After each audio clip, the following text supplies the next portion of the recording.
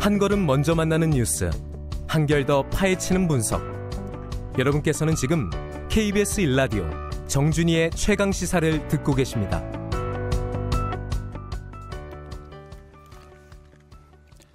내년 일자리 예산으로 사상 최대인 23조 5천억 원이 편성되면서 과연 최악의 고용지표를 벗어날 수 있을지 관심이 모아지고 있습니다. 민간 일자리 창출에서부터 제조업을 대체할 경기 구조 변환의 문제까지 실효성 있는 대책이 마련될 수 있을까요? 대통령직 속 일자리위원회 이목희 부위원장과 자세한 이야기 나눠봅니다. 부위원장님 안녕하십니까? 네, 이목희입니다. 예, 확장 재정 문제 이 예. 얘기부터 시작해야 될 것 같은데요. 470조 네네. 5천억 원, 이 중에 일자리 예산이 23조 5천억 원입니다. 예. 일자리 문제를 책임지시는 분으로서 충분하다 이렇게 평가하시나요? 뭐 충분하다고 말하기는 어렵습니다만 그렇겠죠. 예. 우리 위원회가 생각하는 주요한 정책 관련 예산은 대부분 편성됐다 이렇게 말씀드릴 수 있습니다. 예. 여기에 사실은 반영되어 있지 않지만 각 부처가 고유의 업무, 산업 정책을 펼치면서 만들어지는 일자리들도 뭐 크고 작은 게 많이 있습니다. 예. 그래서 그리고 또 이 일자리 예산과 관련해서는 제가 기재부 장관에게 사전에 이것을 적극적으로 최대한 편성해 달라고 당부를 했고 그런 결과가 나타난 것이다 이렇게 보입니다. 예, 일자리 예산만 일단 23조 5천억이고 기타 부처에서도 연관된 예산이 있다는 얘기죠? 그러니까 각 부처가 고유의 업무를 하는데 예. 그걸 이제 일자리 친화적으로 합니다. 예. 이전과 달라진 게. 예. 그래서 가능하면 같은 돈을 쓰더라도 일자리가 많이 만들어지는 방향으로 노력을 하니까 예. 그런 과정에서 일자리가 이제 만들어지는 것이죠. 예. 근데 이제 뭐 우려가 나오고 있는 게 뭐 예를 들면 이제 그 야당에서도 좀 이따 얘기하겠습니다만 이제 정부 예산만으로 막 이렇게 그냥 일자리에 대해서 뭔가 지원해 주는 방식의 것으로는 안 되고 결국은 민간에서 일자리가 늘어나야 되는데 이것이 이제 이 예산만으로 가능한 거냐 이런 식의 이제 우려가 있어요. 지금 이제 일자리 예산이라고 돼 있는 것은 예. 재정 이제 일자리 예산이고요. 아까 그렇죠. 말씀드린 것처럼 각 부처에 산업 발전을 위한 그 예를 들면 뭐 산자부 같으면 신산업. 재생에너지라든지요. 예. 그다음에 뭐 과기장통부는 뭐 소프트웨어라든지 이런 각각의 이런 자기 고유의 업무를 진행하는데 아까 말씀드린 것처럼 일자리 친화적으로 수행하기 때문에 그것은 바로 민간 일자리 창출에 동력을 마련해 주는 거거든요. 예. 민간 일자리가 만들어지는 토대를 만들어 주는 것입니다. 예. 그러니까 우리가 무슨 정부가 재정을 투입해 일자리 만든다가 아니고 그거는 민간이 할 수 없는 곳에 재정을 직접 투입하는 것이고요. 예. 많은 부분은 민간이 일자리를 만들 수 있는 여력을 주기 위해서 정부가 정책을 펴는 것입니다. 예. 그럼 두 가지 축이네요. 하나는 이제 직접 재정 투입으로 뭔가 문제를 해결하기 위한 축과 말씀처럼 기타 이제 부처들이 좀 장기적인 지향에서 시장에서 뭔가 일자리를 더 많이 만들어낼 수 있도록 간접 지원하는 그런 이제 투 트랙이라고 이제 볼 수가 있을 것 같은데. 그럼 일단 이제 현재 일자리 예산으로 보면 아무래도 보면 청년이나 5, 60대 이제 신중년, 이른바 신중년에 좀 집중이 돼 있고 사실은 좀 어려운 상황에 처해 있는 40대에 대한 대책은 없다라는 지적도 있는데요. 그렇지 않습니다. 예. 사실은 30, 40대의 취업자가 준 것은요. 제일 큰 것은 인구 요인입니다. 인구 요인. 30대 같은 경우에는 일자리 준 것보다 노동인구 준 게 더 많습니다. 예. 그리고 기본적으로 30, 40대 일자리는 제조업의 구조조정이라든지 경기 문제 이런 게 작동하고 있거든요.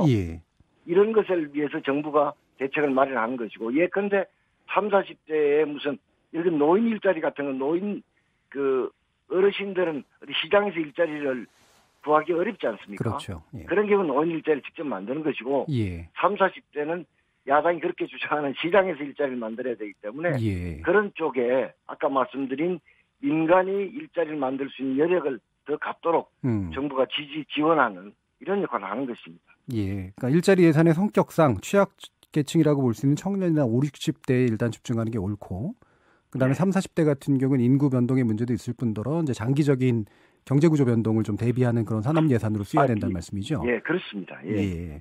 그럼 이 주력 산업을 보강하는 문제 이 부분은 물론 이제 직접 담당하시지 않을 수도 있는 부분이긴 합니다만 이 구조적인 문제는 좀 어떻게 해결될 거라고 보시나요? 뭐 구조적인 문제는 한꺼번에 해결되는 건 아니겠습니다. 그러니까 산업 구조가 변화하고요. 무슨 4차 산업혁명도 일어나고 이러지 않습니까? 근데 이런 것을 잘 살펴서 이제 일자리 문제가 이제 구조적인 면이 있고 경제의 면이 있고 인구의 면이 있지 않겠습니까? 예. 이런 걸 종합적으로 지금 해서 종합적으로 물론 그 효과가 나타나는 시간이 걸립니다만 예. 그 각 요인에 맞춰서 맞춤형으로 정책을 마련하고 열심히 추진하려고 하고 있습니다. 예. 그럼 그 부분은 뭐 나중에 더 한번 체크를 해봐야 될 것 같고요. 좀 보수야당 쪽의 얘기나 야당의 비판들에 대해서 좀 더 한번 얘기를 해보도록 하겠습니다.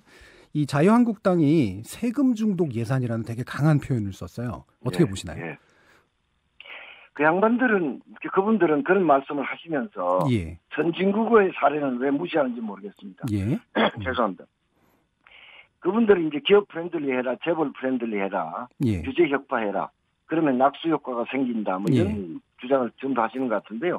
그건 제가 여러 번 얘기했습니다만 미국의 공화당마저도 폐기 처분한 이론입니다. 흘러간 유성기 같은 소리고요. 이 선진국에서 일자리를 만들기 위해서 얼마나 많은 예산을 투입하는지 보셔야 되고 뭐 OECD 예를 들면 우리는 GDP에서 일자리 예산의 비중이 0.7%입니다.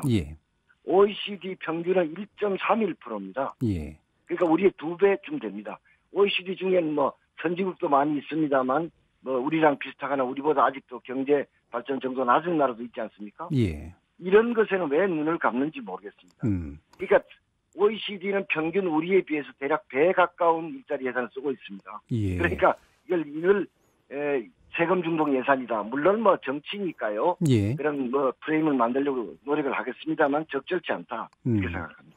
그 지난번에 뭐 안상수 예결위원장이나 김성태 원내대표하고 이제 얘기를 나눠보면, 그러니까 핵심은 이건 것 같아요. 뭐 기업 프렌들리, 뭐 말씀처럼 그런 얘기고, 그다음에 규제 완화도 필요하다 이런 얘기고, 그다음에 신산업 얘기도 하긴 하세요. 근데 SOC에 대한 투자를 현 정부가 뭐 지나치게 좀 부정적으로 보는 것 같다 이런 지적도 있는데. 사실은 선진국의 지출 구조를 보면요, 일자리에 많이 하고요. 그다음에 복지에 정말 많은 예산을 투여하고, 그다음에 혁신성장 이런 데 예산을 투여하거든요. 우리도 당장 그렇게는 안 돼요. 그 방향으로 가야 합니다. 지금 예를 들면 SOC 예산이라는 게 그동안 그 이전 정권에서 보면 주로 경기를 부양할 목적으로 대규모 토목 건설공사를 벌였잖아요. 사실은 이게 지속 가능하지가 않지 않습니까? 그리고 사실은 이런 게 우리 경제 지속 가능한 발전, 일자리의 지속적인 창출 이런 걸로 잘 이어지지가 않습니다. 그리고 이제는 사실은 SOC는 우리나라는 뭐 부족한 부분도 있겠습니다. 대부분의 경우에는 SOC는 갖춰져 있죠. 우리 예를 들면 우리 한국의 도로 사정 보면요, 모든 국민이 말씀하시듯이 도로가 거의 완벽하게 갖춰져 있지 않습니까? 그러니까 이제 저희들이 SOC를 안 하겠다는 건 아니고 생활 밀착형 SOC를 하자. 그런 것들이 사실은 일자리 창출에도 도움되고 일자리의 지속성에도 도움이 되는 것입니다. 그런 방향으로 하겠다. 이런 것이죠. 경기 부양을 위한 과도한 그런 SOC가 아니라 생활 밀착형 SOC 정도를 통해서 문제를 해결하고 일자리를 창출하겠다 이런 말씀이신 거죠? 그렇습니다. 네네. 자, 그럼 반대편에 이제 정의당 등 진보 진영에서는 한편으로는 이제 경제 민주화 중요하다, 더 강하게 밀어붙여라 이러면서 이제 은산분리 완화 등 일부 규제 완화 정책에 대해서 신중한 입장을 표명하고 있어요. 어떻게 보시나요? 저희들이 경제 민주화를 소홀히 하거나 그러지 않습니다. 그러니까 공정 경제를 우리가 표방하고 있지 않습니까? 경제 민주화를 위해서 많은 노력을 하는데 이게 사실은 여러 가지고 어렵습니다. 구조적으로 뭐 대기업과 협력업체의 문제라든지요, 여러 가지 뭐 프랜차이즈 본사와 가맹점의 문제라든지 여러 가지 어려운 문제들이 많이 있어서 이걸 해결하는데 시간이 걸린다는 말씀을 좀 드리고요. 저희들이 규제에 대해서 갖고 있는 것은 규제를 완화해서 투자가 일어나고 일자리가 창출되면 전향적으로 검토해야 한다. 그러나 국민 생활에 위해를 가하는 규제는 완화할 생각이 없습니다. 그리고 은산분리는 그러니까 인터넷 전문은행과 관련해서 여러 가지 그 논란이 있습니다만 사실은 이게 인터넷 전문은행에 현재 법안 제출되어 있는 규제가 완화되더라도 사실은 은산분리 기본 원칙이 무너지는 것이 아니거든요. 그런 점에서 저는 전체적으로 경제를 우리가 이끌고 간다고 할 때 예를 들면 그런 식으로 규제에 대해서는 아무것도 손을 못 댄다. 이렇게 경제를 정부를 책임진 입장에서 그렇게 경제를 끌고 갈 수가 없다. 그런 것이고 또 하나는 규제 완화라는 것이 실질적 효과도 있겠습니다만 이게 경제 심리에 미치는 영향이 있다고 보입니다. 그런 점도 고려할 수밖에 없지 않은가 이렇게 생각합니다. 예, 알겠습니다. 그러면 이와 같은 이제 뭐 보수야당, 특히 보수야당의 맹공에도 불구하고 장하성 실장이나 김동연 부총리를 유임했고요. 이거는 물론 예. 소득주도 성장을 비롯한 경제 정책을 계속해서 미끌어 나가겠다라고 하는 그런 의지잖아요. 어떻게 예. 보십니까? 공직자들이 고위공직자들이 어떤 정책에 대해서 다른 견해를 갖고 있는 것은 그건 뭐라고 할 일은 아니라고 생각합니다. 예. 어떻게 똑같을 수 있겠습니까? 그러나 문제는 이게 여과되지 않고 외부로 나가는 문제고요. 그러니까 사실은 우리 내부에서는 뭐 그럴 수도 있겠다고 보지만 국민들께서 그거 아니라고 말씀하시면 그런 것이거든요. 예. 그러니까 우리가 뭐 그건 별 큰 문제 아닙니다. 우리는 서로 그렇게 생각해도 국민들이 아니야. 예. 문제가 있어. 왜 목소리가 달라? 하면 그건 국민이 맞는 거거든요. 예. 그런 점에서 저는 그 국민들이 말씀하시고 언론에서 보도하는 두 사람의 뭐 견해 차이, 이게 아까 말씀드린 것처럼 국민이 그렇게 평가하시고, 근데 만약에 이게 계속된다면, 연말까지라 이게 계속된다면 그때는 우리 정부가 국민의 뜻에 따라서 해야 한다, 이렇게 생각합니다. 예. 어쨌든 내부에 무슨 사정이 있다고 하더라도 불협화음이 나는 것처럼 비치는 건 분명히 문제가 있다. 그리고 예. 국민들께서 그렇게 생각하시면 예. 국민들의 뜻에 저희들이 응답을 해야 됩니다. 예.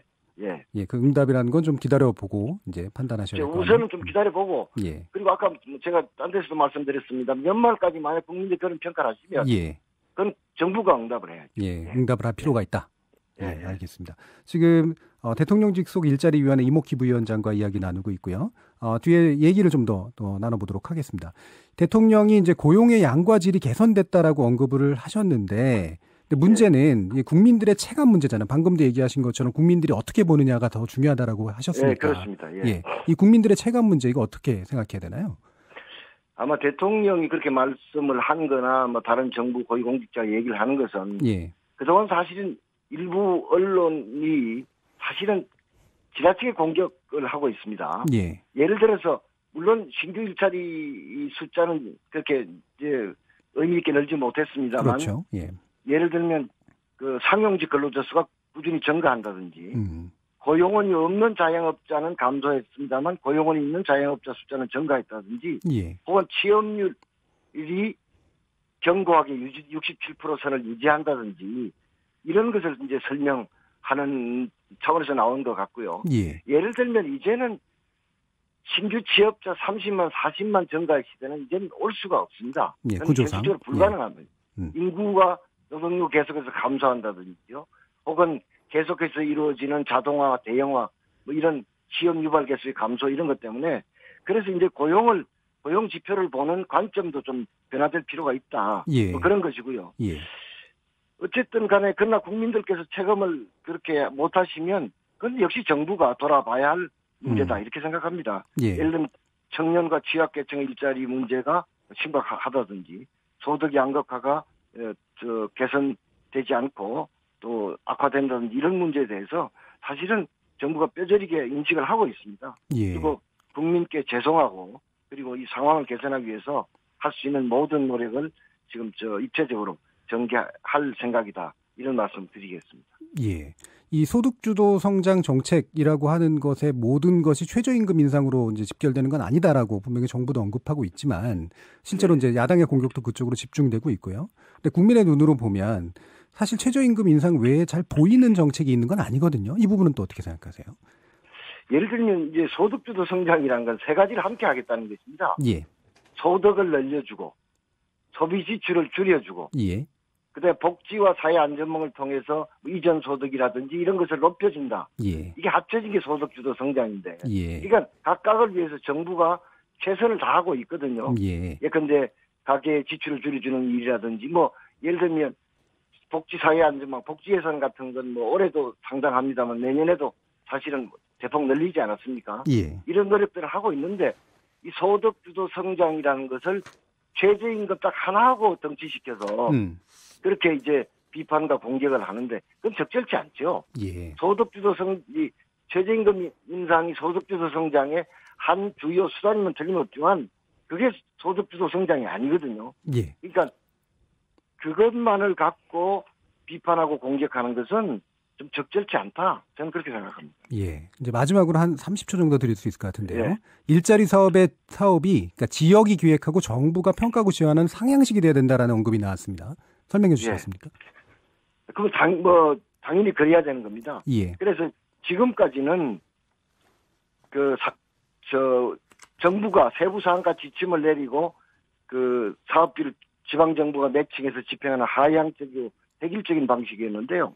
이제는 앞으로는 상향식으로 전환해서 지자체가 일자리 창출에 적극적으로 나설 수 있도록 틀을 바꾸겠다 그런 취지입니다. 예. 중앙정부가 방향을 제시하면 지방정부가 사업을 설계하고 중앙정부가 예산을 지원하고 지방정부가 시행하고 예, 함께 평가하고 이런 체제로 가겠다는 감사합니다. 대통령 직속 일자리위원회 이목희 부위원장으로부터 알아봤습니다. 감사합니다.